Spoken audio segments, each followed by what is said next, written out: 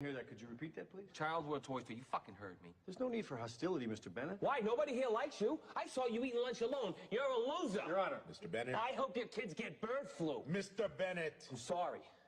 Now, you said your parents purchased Ted, as one might purchase a baseball glove or a big wheel? No, it's not like that. Objection! You can't do that. You know what? This is bullshit. Hey, Ryan. Hi, this is Sarah Palin. Ryan, Donald Trump Jr. Hogs to win, see you. Hey, everybody, I want y'all to check out a fellow Marines podcast. My name is Ted Nugent, and I got a call from my buddy Ryan F. Samuels, and he wants me to tell you that he's a working hard, playing all-American son of a who is celebrating God, family, country. Welcome to the Ryan Samuels Show, one of the top political podcasts in the United States, where we have a healthy distrust for government and mainstream media. The Ryan Samuels Show is a raw, unfiltered look at American politics. Follow on Facebook, Twitter, YouTube, Rumble, and all podcast platforms. Here is your host, Ryan Samuels. Hello, Patriots. Welcome back. We are here again to talk about the latest drama, or one of the latest dramas. There just seems to always be something going on in the world. Donald Trump has been ordered to pay an insane $355 million for an incident that was not a crime, where there is no victim, and it was essentially a consensual agreement between him and the bank, which is not odd for any real estate developer or any business person to kind of do. The bank didn't, press any charges. The bank didn't say they were wronged. In fact, they testified that, no, we valued the property at, the amount that he told us. And then they proceeded to value Mar-a-Lago at $18 million, which is absolutely ludicrous. And this is obvious political persecution. Now, the judge from the beginning was completely biased. Alina Habba came out and said that, she wasn't allowed to speak. They put a gag order on his attorney. She wasn't allowed to talk to the press about the case. I mean, that's absolute nonsense. You have a right to the First Amendment, and you have a right to talk about a trial, a public trial by public officials. You have a right to express anything that you feel is wrong to the world. I mean, that's your basic right to the First Amendment, freedom of press, freedom of speech. And that's why it's specifically there, so that you can redress your grievances with the government in a public forum. And they cannot silence you for it.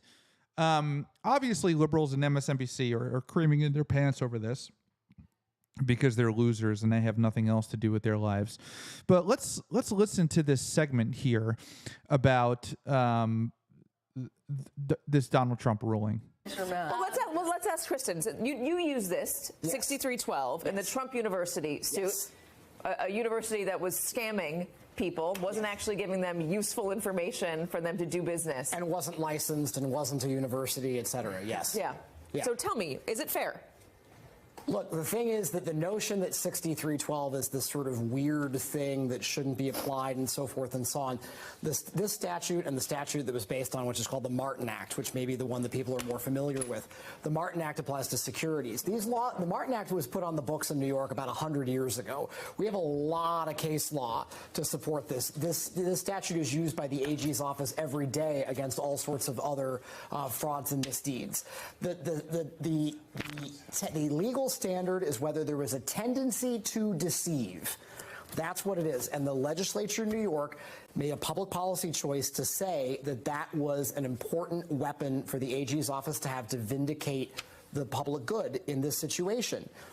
And it seems like what Judge Engoron found was there was intention, not just a tendency, there was intention to deceive. Which is even higher than they needed. It's basically, if the bar is here, the evidence went way over the bar. I mean, he's saying when confronted at...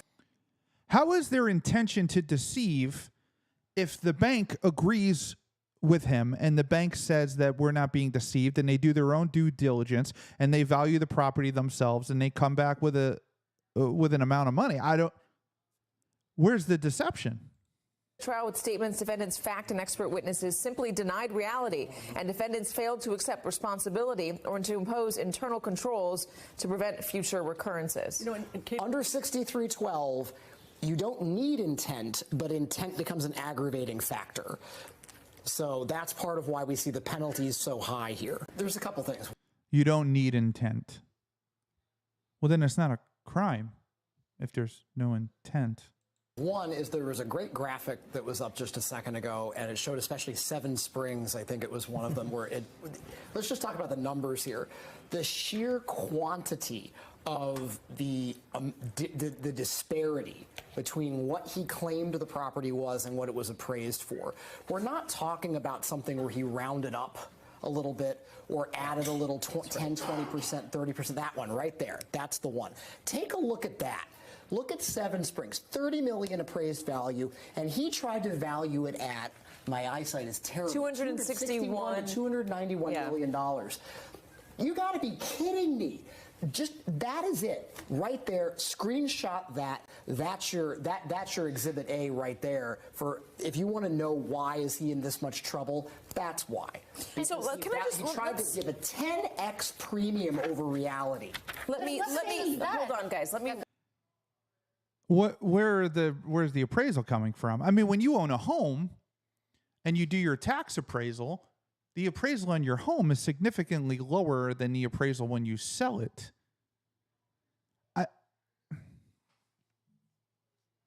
Who appraised it at the $30 million? Because the judge ruled that Mar-a-Lago was worth $18 million. So did the judge also appraise this?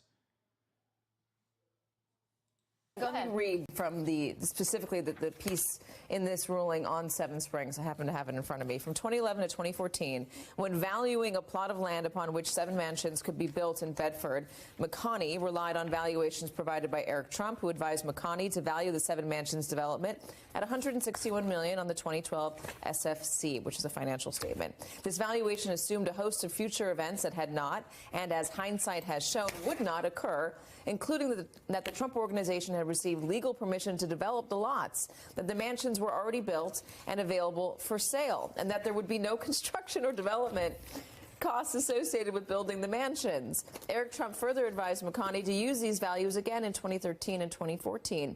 Eric Trump was aware that the values he was providing would be used on his father's SFCs. Upon realizing that she doesn't even know the terminology. Building the 7 mansions would be neither feasible nor profitable, the Trump organization, through outside counsel, Sherry Dillon, commissioned an appraisal from the Cushman & Wakefield firm to determine the value of the development rights for the plot of land upon which the Trump organization had previously considered building the 7 mansions. In August 2013, Eric Trump advised McConney to continue to use the undisclosed value, undiscounted value of $161 million for the 7 mansion development, despite having received an initial estimate approximately $5.5 million from Cushman and Wakefield. And goes on, this is just one little portion further. On September 8, 2014, David McCardle of Cushman & Wakefield advised Eric Trump verbally that he had appraised the 7 mansion development at $14 million. Notwithstanding, a mere 4 days later, Eric Trump advised McConney to continue using the $161 million value. So on September 8th, he was told it's $14 million. 4 days later, September 12th, he advised McConney to continue using the $161 million value. And these are just accusations by Letitia James. That's all she's reading as if they're fact. So from $14 million to $161, underscoring your point. Right. So that's number one. Number two, if we're then going back to talking about the bans or the cancellation of the corporate charters, which now is out of the punishment here, whereas before it had been in. There is one thing that I want to point to when we're talking about harm, is that what should be looked at here, I think the AG's office should really be looking at this. I hope it's something that we see on in further arguments in this case, and that on appeal, is that we should not just be looking at the fraud and illegality that was committed in this particular case. When 6312 has been used before to bring about these kind of removal of licenses or banning from industries and so forth and so on, it is to look at the totality of that bad actor's misconduct in New York State. So in my view, we should be looking at Trump University. We should be looking at the Trump Foundation. We should be looking at the Manhattan. The foundation, which was ordered not to they had to wipe it out because it was stealing money. Anything they can get their hands on. essentially, is what he's saying. From a kid, from money that was supposed to go to kids' cancer charities. You had the Manhattan DA, we forget about this case now, got a conviction of the Trump Organization, what it was, a year or two ago, for tax fraud with regard to executive compensation, and that also applied to Alan Weisselberg, and he spent some time in Rikers for it. Like, and then the violation of the court order in this matter itself, where he took $40 million that was supposed to not be moved out of the Trump Organization and used it improperly for his personal expenses. All of this adds up to just it's, you know, I'm colloquializing here, but it's criming, criming. There's going to be a lot of gems in this. So they're super excited. They're fired up. And so is CNN. And the greatest thing of today is that Kevin O'Leary came out, and he was on CNN, and they were talking about the Trump case, and the CNN host, I guess, I don't know why she thought Kevin O'Leary would be on her side, but she kind of just walks into this, and Kevin O'Leary, he just obliterates her. And he's right. Everything he's saying is absolutely right. Wouldn't there be many companies who would not want to do business or loan money to people like yourself or investors if they know that they can get away with fraud and there's no recourse to protect them? Excuse me, what fraud? This is not about Trump anymore. When you get a developer that builds a building and he says it's worth $400 million and he wants to borrow $200 million from a bank, which happens every day, everywhere on earth, including every American city, every developer is an entrepreneur. They shine the light on their building and they say it's worth $400. The bank does its own due diligence, as was done in this case, because they're very good at it. The banks are very good, and they say, no, it's worth $300. We're only going to loan you $150 million. That haggling has gone on for decades. That's how it works. And then in this case, even, the bank that was supposedly defrauded testified and said, we didn't lose anything. We want to do business with this guy again. We'd like to. But the judge said, no. Let's penalize this developer for $355 million. And if we're going to do that, let's penalize all the developers all across America. They've all done the same thing. All of them should go to jail, and we should stop building buildings. That's what the message is from New York. Even the governor herself is concerned about what this looks like to investors all around the world. It's not just U.S. domestic. All around the world, people are talking about what happened here. I mean, he brings up a great point. Who's going to want to do business in New York? If you enter into an agreement with anybody, right? If you need money and your uncle is like, well, I'll give you, $500,000, but if you don't pay me back, I'm going to take your house. Okay, but my house is only worth $175. That's fine, whatever. I don't care. I'll give you the money, but I want your house as collateral. Oh, okay. I mean, is it fraud? Is that fraud, or is that just a mutual consensual agreement between two consenting adults? If the bank says, yeah, no, it's fine, we'll give you a $150 million loan on that property, that's between you and the bank. It's the bank's responsibility to do their due diligence and say yes or no.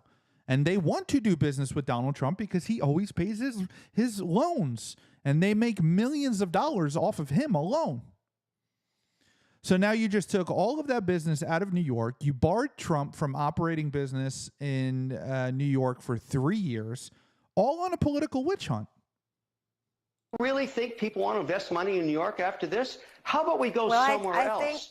I think there are people who would. I don't want to cut you off, but I want to converse with you instead. You just did. It's only because I want to have a conversation, you know what? Kevin, as opposed to just having you tell me. I respect you because you're a lawyer. You're a lawyer. You understand exactly what I'm talking about. I got to tell you, I'm respectable for a number of reasons, Kevin O'Leary, but being a lawyer is one of those. Good God. Give me a frickin' break. Well, that's not the only reason I'm respectable. Shut up. Issues, but I'll tell you, when I hear your conversation, and I do want to converse with you about this point, I understand that there are legitimate concerns that were raised during the trial and will continue to be raised about who the quote-unquote, who is actually bringing the suit. It wasn't the banks who were saying that we as consumers or unsophisticated feel this way, but Letitia James, the Attorney General, and I know you want to expand beyond Trump, has suggested, well, it's about making the playing field level for those who are not the major and billionaire investors, but for those who are supposed to put business records out there, want to get a loan, the idea of making sure that they have to have the same true statements included as those who have a lot more money. Is there any weight to that for you? Well, I asked you who lost money, and I'll make it even clearer. You and I, we're developing a data center together, and I say to you, we can go to New York, where this just happened. It's your money now. You're now an investor, and you're taking risk. You're an entrepreneur with me, right beside me. We're together on the deal. Or I can show you Oklahoma, North Dakota, West Virginia, where the governors actually ran businesses. Let's go there, where this never happened before. They have power. They have permits. They've got legislation that's supportive of entrepreneurship. Why would we go to New York? Why take the risk? My only point is, did we just diminish the great state of New York and the great people of New York? And shouldn't they ask for better management so they don't become a flyover state? Remember, New York has the highest taxes in the country, the worst regulatory environment, and it's incredibly mismanaged. And I'm pointing out now, on top of that, you get this insanity. A victimless crime, and forget about Trump. It's not about Trump. I don't care about Trump in this. I care about America, and I care about entrepreneurship, and I care about democracy and the fairness.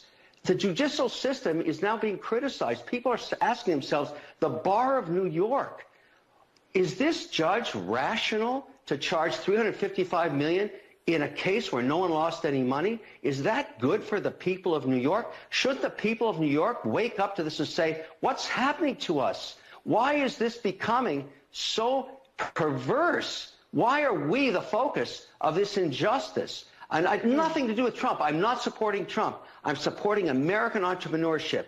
And New York is slowly becoming the #1 loser state in America. I'm sorry. That's what's happening. I mean, well said, and he makes it a point to say that he's not supporting Donald Trump. I mean, that's fine. It doesn't matter. But he's right, because it's not about Donald Trump. The precedence has been set. And now that the precedence has been set, the precedent has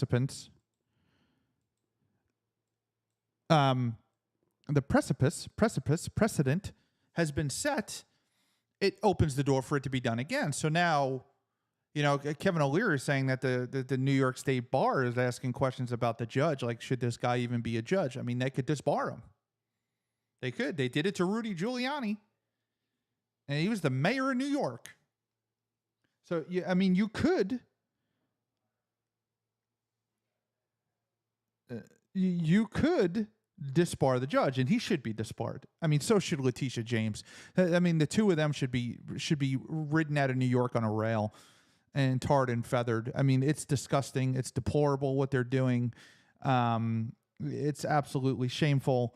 I mean, Donald Trump built the skyline of New York City, and this is the thanks that he gets because he's trying to take out a loan to build more buildings. A loan? Like, that doesn't even make any sense. It's fraud. Okay, but the bank is okay with it, right? They're okay with the valuation. Like, you're sticking your hands where they don't belong.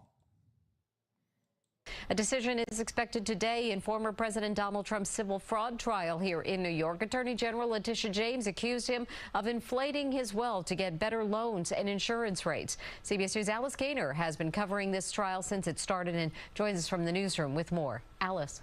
Mary, the trial began in October. Closing arguments were last month. We heard from about 40 witnesses. The former president is potentially facing millions of dollars in penalties and could also be barred from doing business here in New York. This is a civil case, not criminal, so there is no possibility of prison time. A judge is deciding the case because juries are not allowed in this type of lawsuit. Amazing how there's no jury allowed. Number one. Number two, if it was a criminal case, they would lock him up and throw away the key because he's Donald Trump. and they're far left lunatics. I mean, Arthur Engoron, or whatever the judge is, I mean, his wife tweeted out that Donald Trump should be going to jail and all this other stuff. So they're clearly hate Donald Trump. He's clearly biased. I mean, the decisions he made in the case were just absolutely outrageous. To put a gag order on a former president of the United States. Why? So he can't speak during his campaign? To put a gag order on the attorney, the one who represents them? I mean, this is absolutely ludicrous. Before the bench trial began, Judge Arthur Engoron ruled that former President Donald Trump and top execs at the Trump Organization committed fraud for years, deceiving banks, insurers, and others by inflating his assets and net worth on statements of financial condition for 11 years. So before the trial even began, I mean, you heard what they said. I mean, this is CBS. They're not doing Trump any favors. Before the trial began, before the evidence was heard, he already ruled that they committed fraud for years. Imagine having a judge do a ruling before you have your day in court. That's what happened here. In order to get better loan terms and other deals. To name a few, the size of Trump's penthouse at Trump Tower was exaggerated by nearly 3 times its size. Mar-a-Lago was valued as a single residence, but in 2002, Trump signed over any and all of their rights to develop the property for any usage other than club usage. Engoron then ordered some of Trump's business licenses rescinded, but an appeals court halted that order. An independent monitor agreed upon by both parties was ordered to oversee Trump Organization operations. That monitor wrote to the judge that after 14 months, I have identified certain deficiencies in the financial information that I have reviewed, including disclosures that are either incomplete, present results inconsistently, and/or contain errors. Trump attorneys shot back in a letter to the judge that the monitor, quote, points only to minor and immaterial discrepancies, and that further oversight is unwarranted and will only unjustly enrich the monitor as she engages in some Javert-like quest against the defendants, referencing the inspector in Victor Hugo's fictional Les Miserables. During the trial, the former president, his 2 eldest sons, Eric and Donald Trump Jr., and former Trump Organization CFO Alan Weisselberg and former controller Jeffrey McConney all took the stand. They denied any wrongdoing, with Trump arguing his financial statements undervalued his assets and that they had disclaimers on them. Attorneys for the defendants argued there are no victims in this case, and none of the banks or others complained. New York's anti-fraud law requires the Attorney General show there were repeated fraudulent or illegal acts. New York Attorney General Letitia James had asked that Trump be banned from doing business in New York and pay $370 million, equal to what she said was saved interest and other ill-gotten gains. During closing arguments, attorneys explained more than $168 million was for saved interest on 4 commercial real estate loans, more than $139 million in profit for the sale of his old post office property, $60 million in profit for the sale of Ferry Point, and $2.5 million in bonuses paid to Weisselberg and McConney. Who are they paying? Who's he paying? Who's he paying? Is he paying the bank? Or is he paying the state? I mean, the bank doesn't even want it. The bank is okay with the deal. They're like, no, this is a good deal. So before the trial, the judge ruled they committed. And the bank can make any decision that they want to make. The bank can say, I'm going to give you a loan at this percentage rate. Now, there's certain regulations where they can't exceed a percentage rate, but they vary by state when it comes to loans. And but I mean, they can kind of do whatever they want to do. I mean, it's their money. Committed fraud. What's left to decide 6 claims in the AG's lawsuit, which include allegations of conspiracy, falsifying business records, and insurance fraud. Defense attorneys indicated they would be appealing the decision if the judge rules against them. Live in the newsroom, Alice Gaynor, CBS 2 News. Alice, thank you. And when today's decision? They're going to appeal it. And by the time the appeal even comes through, Donald Trump is most likely going to be president of the United States, as it sits now, as it is today. and they're all in trouble. This is why they're panicking. I mean, they are beside themselves, and they know that they're in a lot of trouble if Donald Trump becomes president of the United States again. So they're doing everything that they can to stop him, but it's not working. It's actually working in the opposite direction. Joe Biden is a disaster. He's an absolute disaster. And he's going nowhere. He's not going to get reelected. He's not. He's at the lowest approval rating of any president in American history running for reelection. Trump is destroying him in the polls. I mean, just obliterating him. It's not even fair. And rightfully so. Let me just read a little bit from the summary from Judge Engoron's decision, because I think it's worth just reading out loud. In order to borrow more and at lower rates, defendants submitted blatantly false financial data to the accountants, resulting in fraudulent financial statements. When confronted at trial with the statements, defendants' fact and expert witnesses simply denied reality. And defendants failed to accept responsibility or to impose internal controls to prevent future recurrences. As detailed herein, this court now finds defendants liable, continues the appointment of an independent monitor, orders the installation of an independent director of compliance, and limits defendants' right to conduct business in New York for a few years. But Lisa, this is not a lifetime ban. It's not a lifetime ban, nor is it the ban on his participation in the real estate industry that the Attorney General sought. But what it does do is recognize the harm to the public. You know, Donald Trump throughout this trial kept shouting about various defenses that he had. One of his What harm to the public? How was the public harmed? favorite ones was that nobody was harmed and the banks loved him and everybody got repaid. And Judge Engoron in this decision is wholesale rejecting that, saying timely and total repayment of loans does not extinguish the harm that false statements inflict on the marketplace. Indeed, the common excuse that everybody does it is all the more reason to strive for honesty and transparency and to be vigilant in enforcing the rules. Here, despite the false financial statements, it's undisputed that they have made all required payments on time. The next group of lenders to receive bogus statements might not be so lucky.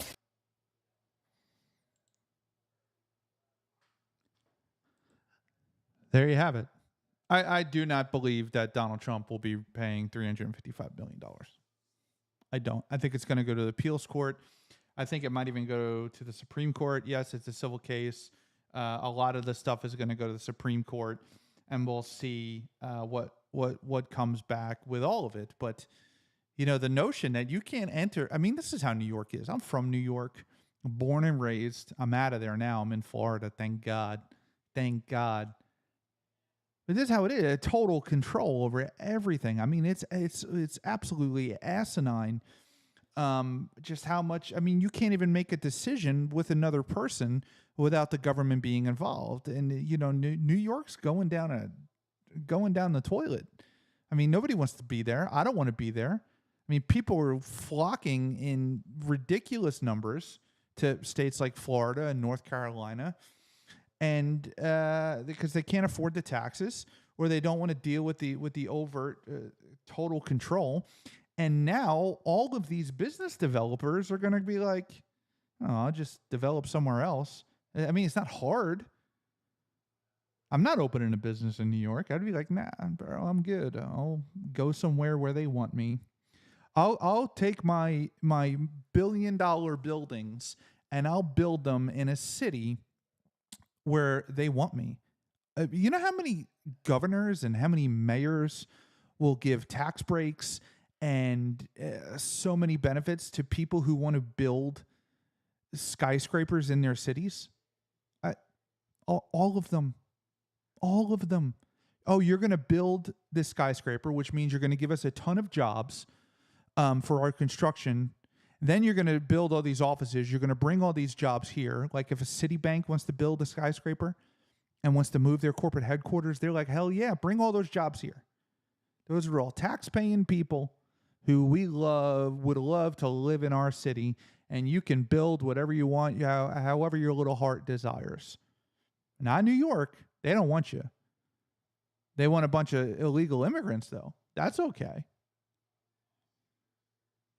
That's fine. They want to use the taxpayer money to provide housing for them, but they don't want people like Donald Trump building houses. Thank you very much for tuning in. This is the Ryan Samuel Show. Make sure you hit that like, share, and subscribe button, and we will see you next time. Thanks for tuning in to the Ryan Samuel Show. Don't forget to like, share, and subscribe.